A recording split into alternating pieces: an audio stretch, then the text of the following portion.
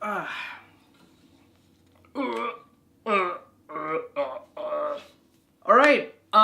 so today I was supposed to shoot my movie, and then I was supposed to go to my classes, and I was supposed to, yeah, no, those were the only things. But then after my first class, because of the weather being so cold outside, my class was canceled. Like the only class I have in the middle of my 8:30 a.m. and my 7 p.m. got canceled. My actress fell sick, so I guess I got the time that I wanted to rest and recoup and relax. So that's good. Finally, Professor Andy time. Roll intro. And so you that's what the Kuleshov effect is all about.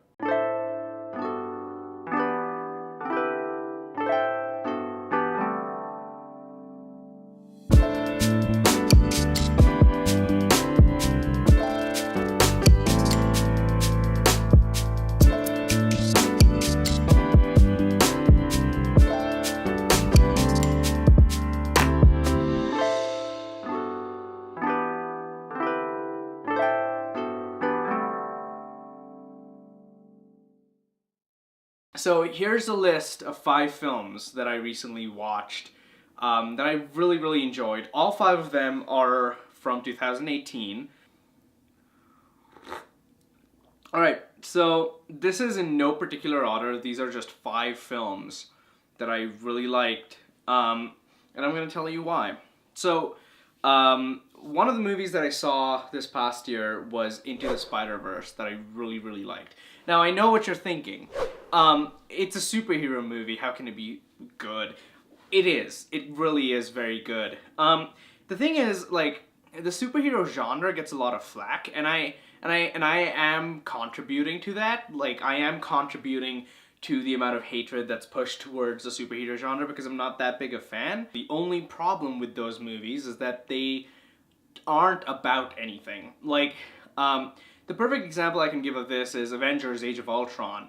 That movie should have been about man's hubris, should have been about how we create our own problems, but instead it was not. And that's my main problem with superhero films, the fact that they aren't using the characters and why that story exists in the first place to its best. There are only 2 films that, in my opinion, break away from that and actually are genuinely really good films by itself.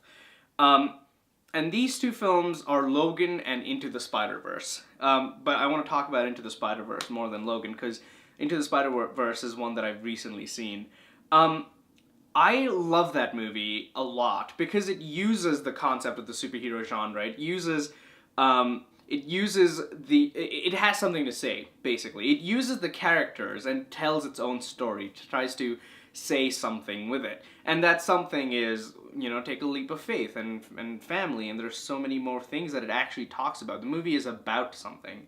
And that's why I really like Into the Spider-Verse. The cherry on top of the cake is the style, the animation. When I first saw the trailers for it, I remember distinctly saying, I am going to fucking hate this.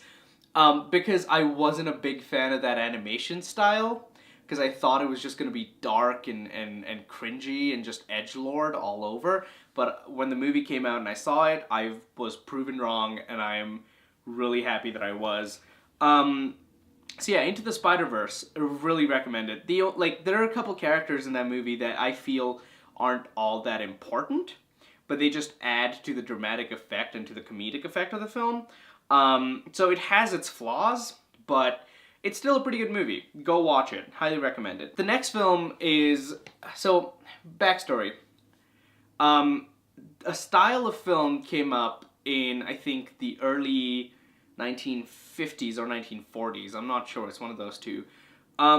This style was called Italian neorealism. Now, this style came up after the rise of fascism in Italy.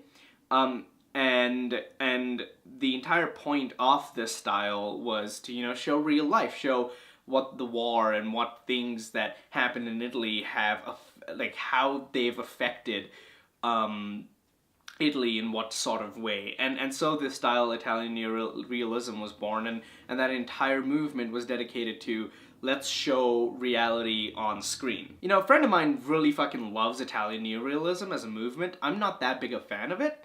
I'm more of a German expressionist sort of person. I like German expressionism and French impressionism because I have the belief that why would you want to create, like, if you wanted to have real life on a screen, why don't you just go outside and take a look at people moving around you, right? So why do we have to have an art form dedicated to representing reality on the screen? Because since the fact that you can control everything, why do that? Why not create reality for yourself?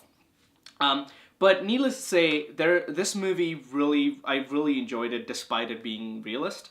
It's called Shoplifters. I think it's either Japanese or Korean. Let me check that. Japanese. Shoplifters is a Japanese film. 2018. I really recommend this film. It is a little bit too long. I believe that it could have been tightened up a little bit more. Like, cause again, none of these movies are perfect movies, except one or two of them. I'll get to that in a bit. None of these movies are perfect, truly perfect films. And so I see the flaws, but I also see why they're good.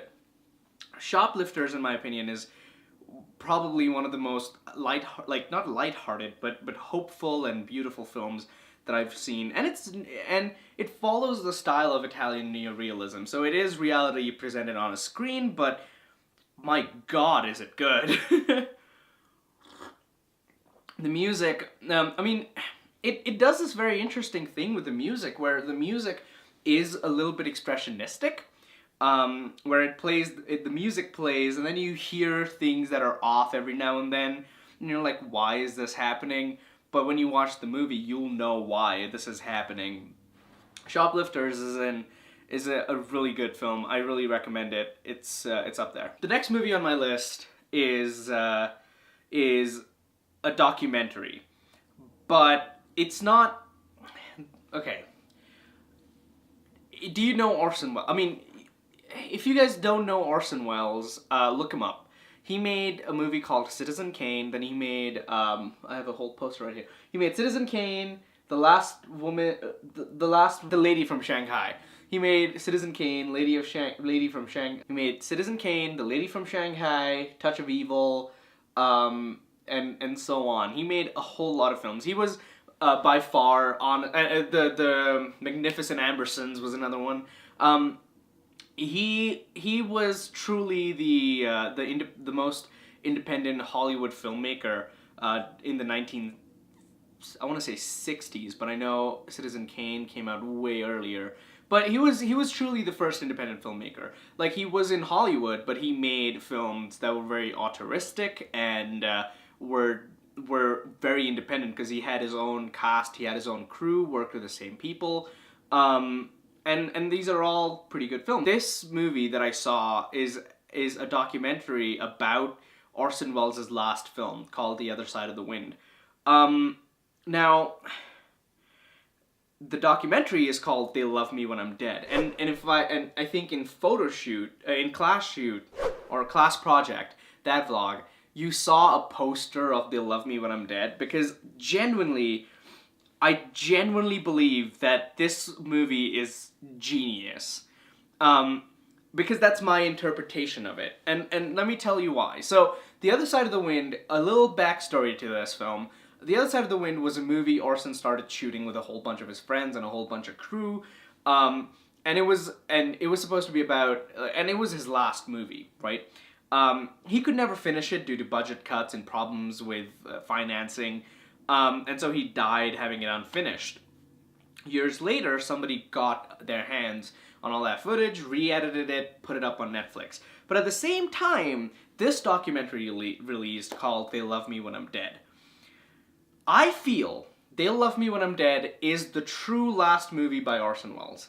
And when you watch the documentary, you'll know it, because this fucking blows my mind. I think it's one of the greatest things ever. And before I started the vlog, actually, I wanted to do movie reviews, and the movie review that I wanted to start off with was with They'll Love Me When I'm Dead. And the reason why I think is just so fantastic is because there are interviews by like with Orson talking about his last film, and he talks about things like, what if he's like, oh, it's not a movie, it's a documentary about documentary by the actors and crew involved in the production of the movie, talking about the movie, which is as meta as anyone can get, and as me as anyone can get. We have an inside joke in the house, which is like, Andy, this is not a film by you unless it's a film about a film within a film. So that's like, and that's why I want to believe in this. But They Love Me When I'm Dead, I think, is truly the last Orson Welles film.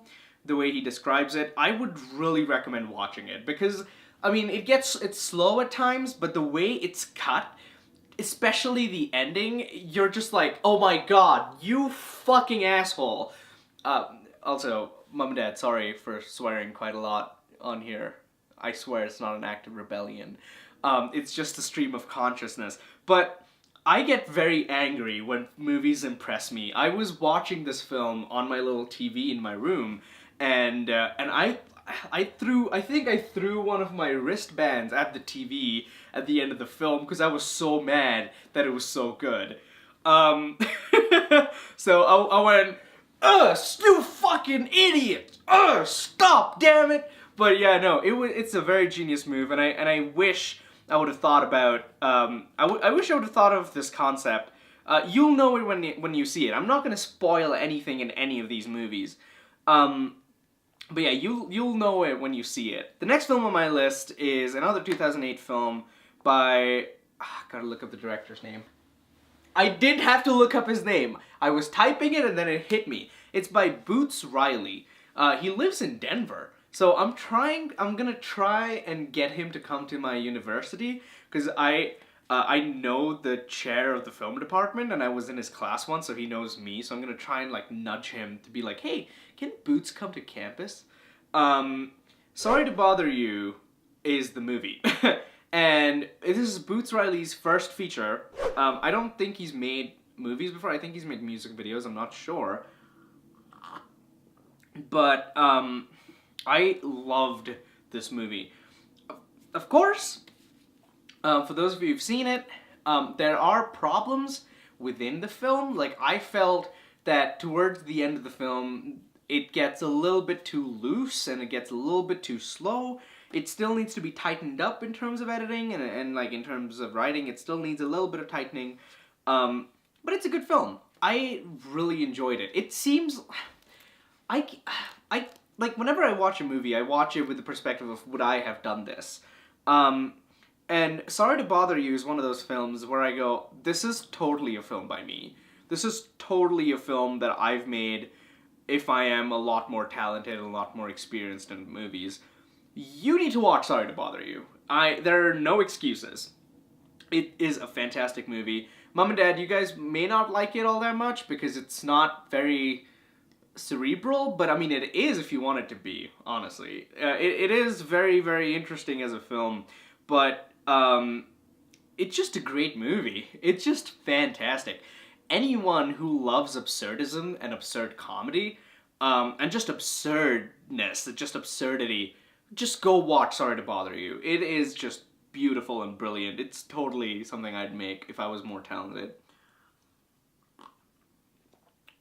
The last film on my list is a short that I saw before Incredibles 2. Yeah, Incredibles 2 is not on this list, but this movie is. And I think it's nominated for Best Animated Short Film as well, for the Oscars. And this is Bao. Okay. Bao is fantastic, alright? It's really, really well paced, and it's so beautiful. Again, I try to think about, when I watch a film, I try to think about, would I do this? And Bao is totally a film, again, that I would make. But of course, it would be a film that I would make when I miss my mom a lot. Because it's beautiful. It's amazing. It's fantastic. Bao anthropomorphizes a dumpling. I anthropomorphized an orange. So So like the point that I'm trying to make is Bao is great. It takes a very simple idea and a very simple cultural context, but flips it and tells it in such a beautiful visual way. There are no dialogues in the film. It's a complete non-sync sound film, and it's beautiful. It is genuinely one of the best things I've seen. Easily one of the best things I've seen recently. Yeah, I fucking love Bao. It's a great, great short. So once again, it's Into the Spider-Verse, Shoplifters, They Love Me When I'm Dead, Sorry to Bother You, and Bao. Go watch them. What are you doing? Go watch them right now.